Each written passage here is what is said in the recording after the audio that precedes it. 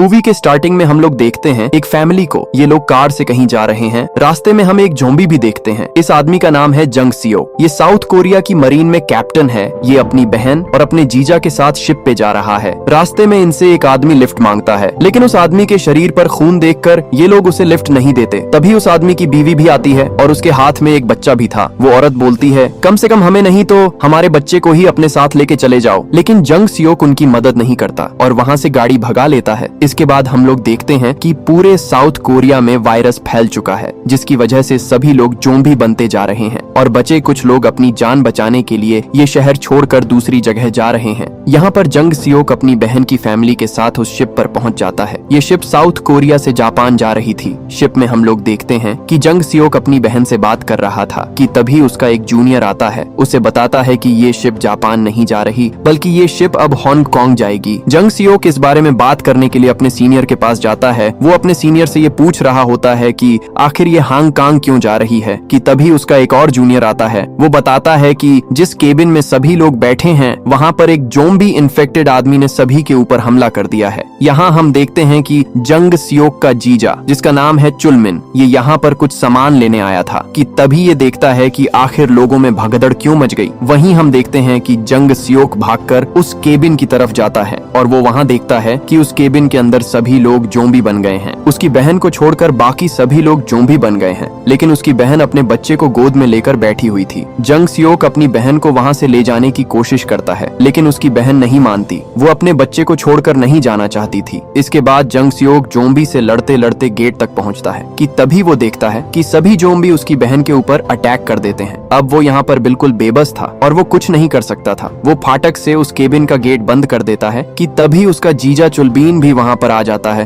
और वो अंदर जाना चाहता था, लेकिन जंग सियोक उसे रोक लेता है। इसके बाद हम लोग देखते हैं हांगकांग का सीन, जहाँ पर कुछ गुंडे जंग सियोक के घर आते हैं और इसे उठाकर वहाँ से अपने बॉस के पास लेकर जाते हैं। वहाँ पर जंग सियोक का जीजा चुलमिन भी था। यहाँ पर वो गैंगस्टर इनसे कहता है कि तुम्हें मेरा एक काम करना पड़ेगा। तुम्हें साउथ कोरिया के पेनिनसुला में जाना होगा और वहाँ तुम्हें एक ब्रिज पर एक ट्रक मिलेगा जिसमें $20 मिलियन है। अगर तुम लोग मुझे ला कर देते हो तो उसमें से आधा पैसा तुम्हारा और आधा पैसा मेरा। लेकिन पेनिनसुला जाएंगे कैसे, क्योंकि उस जगह पर ज़ॉम्बी वायरस फैलने की वजह से उस जगह को तो क्वारंटाइन किया जा चुका है। वहाँ के पड़ोसी देश उस इलाके पर नजर रखते हैं। वो गैंगस्टर कहता है कि मेरी सबसे सेटिंग हो चुकी है, बस तुम वहाँ पर जाने के लिए हामी भरो। इसके बाद वो सभी लोग मान जाते हैं और वो लोग शिप के जरिए पेनिनसुला जाते हैं। जंग सियोक और उसके जीजा चुलमिन के अलावा 2 और लोगों को इनकी टीम में जोड़ा गया। यहाँ पर गैंगस्टर का एक आदमी इनसे कहता है कि हम तुम्हारा किनारे पर 3 दिन तक वेट करेंगे। पैसा मिलते ही तुम मुझे सैटेलाइट फोन से कॉल करना। वो एक सैटेलाइट फोन एक आदमी को देता है और दूसरा सैटेलाइट फोन चुलमिन को दे देता है। इसके बाद ये लोग पेनिनसुला पहुंच जाते हैं। इनकी टीम में एक औरत भी थी जो एक कमाल की ड्राइवर थी और वो पहले पेनिनसुला में केब ड्राइवर थी, इसीलिए उसको यहाँ के सारे रास्ते मालूम थे। वो इन लोगों को एक ट्रक के पास लेके जाते हैं, लेकिन वो ट्रक वो पैसे वाला ट्रक नहीं था।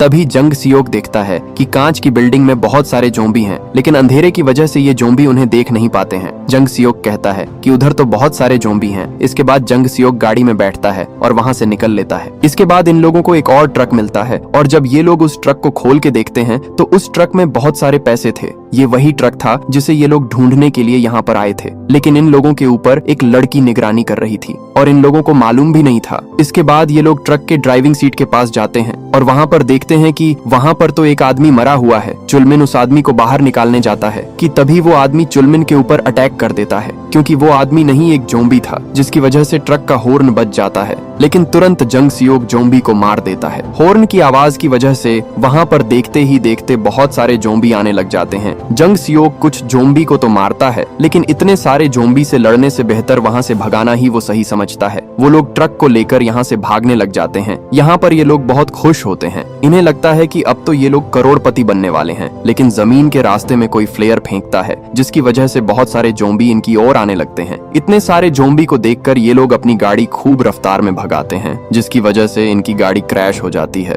और इनका ट्रक भी एक जगह ठुक जाता है, जिसकी वजह से जंग सियोक ट्रक के बाहर आके गिर जाता है। जंग सियोक देखता है कि उसके सभी दोस्तों के ऊपर ज़ॉम्बी ने अटैक कर दिया है। उसे लगता है कि उसके सारे दोस्त इन्फेक्टेड हो गए हैं, लेकिन ऐसा नहीं था। चुलमिन ज़ॉम्बी से बचने के लिए अपने आप को ट्रक के अंदर बंद कर लेता है। यहाँ पर जंग सियोक के ऊपर भी बहुत सारे ज़ॉम्बी अटैक कर देते हैं। कि तभी पीछे से एक कार आती है और इसमें वही लड़की थी जो इनके ऊपर काफी देर से निगरानी कर रही थी। जंग सियोक फटाफट कार में बैठता है और वो लड़की यहाँ से कार भगा लेती है। इस लड़की का नाम है जून और इसके अलावा इस गाड़ी में इसकी छोटी बहन भी है जिसका नाम यूजिन है। ये लड़की इतनी कमाल की ड्राइविंग करती है और इसकी कार के स्टंट से बाहर जोम्बी को भी परेशानी हो रही थी और अंदर जंग सियोक को भी। ये लड़की सभी जोम्बी को ठोकते हुए जा रही थी। जून की खतरनाक ड्राइविंग की वजह से जंग सियोक जून के घर तक पहुंचने बेहोश हो जाता है। इसके बाद ये अपनी गाड़ी को एक जगह रोकती है और इसकी छोटी बहन यहाँ पर बड़े स्टाइल से अपना दिमाग लगाकर जोम्बी को उस रास्ते से हटा देती है और रास्ता खाली होते ही ये अपनी गाड़ी वहाँ से भगाते हैं और अपने अड्डे पर पहुंच जाते हैं।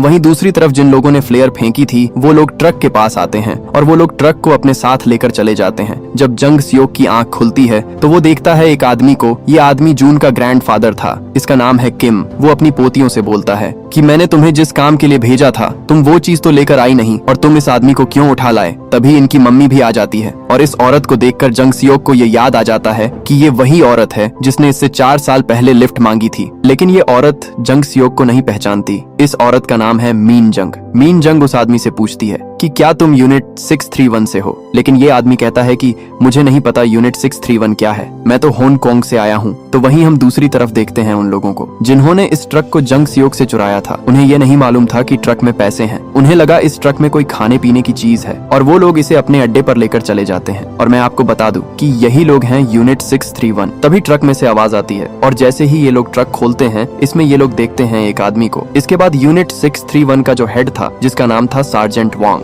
वो अपने आदमियों से कहता है कि इसे अरीना में लेकर आओ। इसके बाद हम लोग देखते हैं इस आदमी को जिसका नाम है प्राइवेट किम। ये यहाँ पर खाना देने का काम करता है और जब ये इस ट्रक को खोल के देखता है तो इसको दिखते हैं उस बैग में बहुत सारे पैसे और इतने सारे पैसे देखकर ये बहुत खुश होता है और ये फटाफट जाकर ये बात अपने कैप्टन सियो को बताता है। वही दूसरी तरफ जंग सियोक भी काफी हैरान था कि आखिर इतने सारे जोम्बी के बीच में इतने लोग कैसे जिंदा है और जी रहे हैं। इसके बाद मीन जंग उन्हें यूनिट 631 के बारे में बताती है। वही ग्रैंडफादर किम रेडियो पर अपने यूएसए की आर्मी के एक दोस्त से बात करने की कोशिश कर रहे थे कि वो इन्हें आकर रेस्क्यू कर ले। दूसरी तरफ यूनिट के लोग चुलमिन को एक गेम खेलने के लिए लेकर जाते हैं जहां पर ये लोग इंसानों और जोम्बी के बीच में सर्वाइवल गेम खेलते थे। वहीं दूसरे सीन में हम लोग देखते हैं कि प्राइवेट किम अपने कैप्टन सीओ के पास आता है और उसे बताता है कि उसे ट्रक में बहुत सारे पैसे मिले हैं। कैप्टन सीओ फटाफट ट्रक के पास जाता है और वो भी इतने सारे पैसे देखकर हैरान था, लेकिन उसे वहां पर सैटेलाइट फोन मिलता है और वो उसे जैसे ही ऑन करता है उस पर कॉल आता है जिस पर बात करने से कैप्टन सीओ को पता चल जाता है कि ये लोग यहाँ पर पैसा ले जाने के लिए आए थे। फोन पर गैंगस्टर के आदमी उससे बोलते हैं कि हमें इससे मतलब नहीं कि पैसा हमें कौन ला कर दे, तुम पैसा लाओ और हम तुम्हें उसमें से आधा पैसा दे देंगे और तुम्हें पेनिनसुला से निकालकर हांगकांग भी ले जाएंगे। कैप्टन बहुत खुश होता है कि अब वो इस नर्क से निकल जाएगा। वो उनका काम करने के लिए राजी हो जाता है। दूसरी तरफ जंग सियोक मीन जंग से बताता है कि वो लोग यहाँ पर पैसा ले जाने के लिए आए थे और इनके पास सैटेलाइट फोन भी था जिसके जरिए बात करके इन्हें पैसा लेकर पोर्ट पर जाना था। वहाँ पर इनके साथी नाव पर इनका वेट कर रहे हैं। अगर वो सैटेलाइट फोन और पैसे हमें मिल जाए तो हम सभी लोग इस नर्क से निकल सकते हैं। वहीं ग्रैंडफादर किम अभी भी अपने उस आर्मी की दोस्त से मदद मांगने की कोशिश कर रहे हैं। मीन जंग जंग सियोक की बात सुनकर ये फैसला करती है कि वो लोग यूनिट 631 के पास जाएंगे और वहाँ से ट्रक और सैटेलाइट फोन चुराएंगे और वापस पोर्ट पर जाएंगे और इस जगह से बाहर चले जाएंगे। जंग सियोक को वही बातें वापस याद आ रही थीं कि कैसे उसने मीन जंग और उसकी बच्चियों की मदद करने से इनकार कर दिया, लेकिन आज उसी की बच्चियों ने उसकी जान जोम्बी से बचाई। जंग सियोक उठता है और मीन जंग के पास जाता है और उसे ये बात बताता है कि मैं ही वो इंसान हूँ जिसने 4 साल पहले तुम्हारी मदद करने से इनकार कर दिया। मीन जंग को थोड़ा बुरा तो लगता है, लेकिन वो कहती है कि मेरी बेटियों का कर्ज तुम्हारे ऊपर है। अब फटाफट यूनिट 631 चलने की तैयारी करो। अंधेरा होते ही ये लोग पूरी तैयारी करके वहाँ से निकल जाते हैं। यहाँ पर ये लोग एक जगह रुकते हैं और मिन जंग अपनी बेटियों से कहती है कि तुम लोग कार में ही रहना और अगर हम लोग शाम तक ना आए तो वापस घर पर चले जाना। वो ग्रैंडफादर किम से अपनी पोतियों का ध्यान रखने के लिए कहती है। इसके बाद वो जंग सियोक के साथ यूनिट 631 चली जाती है। दूसरी तरफ जोम्बी और इंसान के बीच ये मौत का खेल भी शुरू हो जाता है। जंग सियोक और मीन जंग छुपते छुपाते बड़ी सावधानी से आगे बढ़ते हैं। थोड़ी देर में इन्हें ट्रक मिल जाता है, लेकिन जब ये लोग ट्रक में चेक करते हैं तो इन्हें सैटेलाइट फोन तो मिलता है लेकिन वो टूट चुका था और खराब भी हो चुका था। तभी यहाँ पर प्राइवेट किम आता है और मीन जंग उस पर गन तान देती है। डर के मारे प्राइवेट किम उन्हें बता देता है कि ये सारा पैसा हमें कैसे मिला और कैसे इसके अंदर हमें एक जिंदा आदमी भी मिला। जंग सियोक को जैसे ही पता चलता है कि चुलमिन जिंदा है, वो तुरंत चुलमिन को बचाने के लिए अरेना में चला जाता है। यहाँ पर जोम्बी और इंसानों के बीच में बड़ा ही खतरनाक गेम चल रहा था। सार्जेंट वांग बड़े ही मजे से एंजॉय कर रहा था। दूसरी तरफ ट्रक के पास कैप्टन सियो भी आ जाता है और वो मीन जंग के ऊपर गोली चलाता है। तभी मीन जंग वहाँ से ट्रक को भागने लग जाती है। मीन जंग ट्रक स्टार्ट कर देती है और ट्रक से ही कैप्टन सियो को ठोक देती है।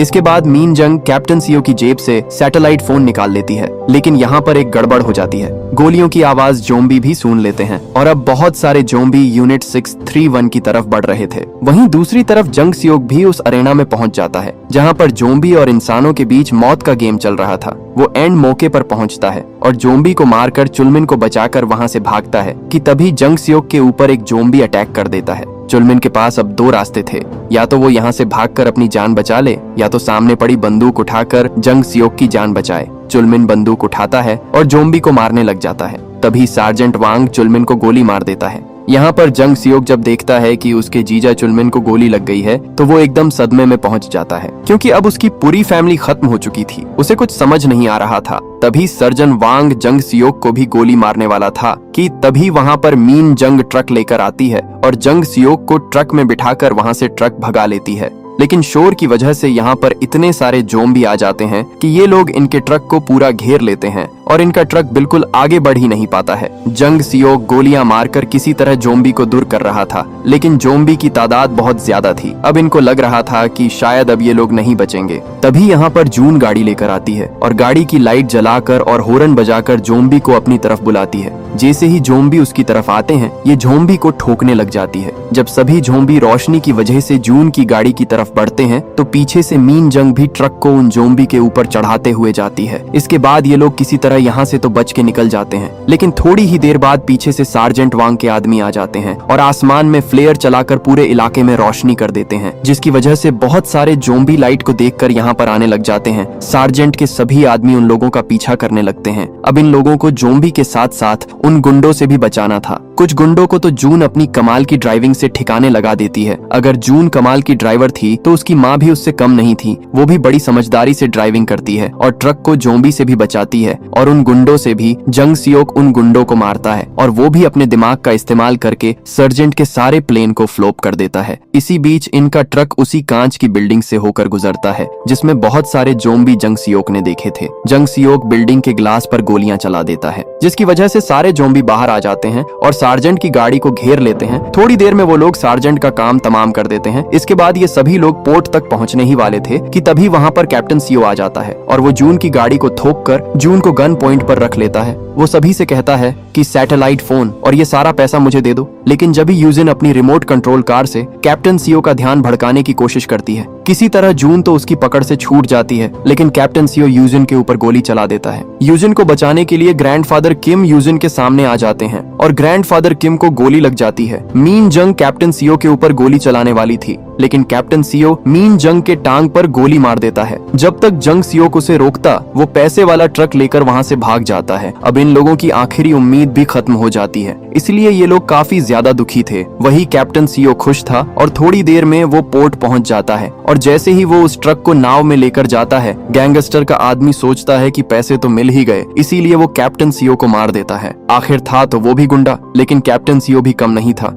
वो ट्रक को रिवर्स गियर पर लगा देता है और ट्रक को नाव से बाहर निकाल लेता है, जिसकी वजह से नाव का गेट खुला ही रह जाता है और बहुत सारे जोम्बी नाव में घुस जाते हैं और उन सभी गैंगस्टर को मार डालते हैं। ग्रैंडपा किम अब मरने वाले थे। वो अपनी पोतियों से कहते हैं कि मुझे माफ कर दो, मैं तुम्हें इस नर्क से बाहर नहीं निकाल पाया। यूजिन और जून काफी रो रही थी। इतना कहकर ग्रैंडपा किम मर जाते हैं, लेकिन थोड़ी देर में उन्हें एक आर्मी का प्लेन दिखता है और ये आर्मी वाले वही आर्मी वाले थे जिनसे ग्रैंडपा किम रेडियो पर बात करके मदद मांगते थे। मीन जंग सियोक से कहती है कि तुम्हें याद है ना, तुम पर अभी भी एक कर्ज है, चाहे कुछ भी हो जाए, तुम अपने साथ मेरी बच्चियों को यहाँ से बाहर निकालोगे। जंग सियोक उन दोनों को लेकर चौपर की तरफ भागता है और मीन जंग पीछे से उनकी तरफ आने वाले जोम्बी को मार के उनका रास्ता साफ करती है। किसी तरह जंग सियोक उन दोनों को लेकर चौपर तक पहुंच जाता है, लेकिन मीन जंग वहीं पर थी। आर्मी वाले कहते हैं कि अब हमें यहाँ से निकलना होगा, लेकिन वो दोनों बच्ची कहती हैं कि हम अपनी मम्मी के बिना नहीं जाएंगे। वहीं मीन जंग ये जानती थी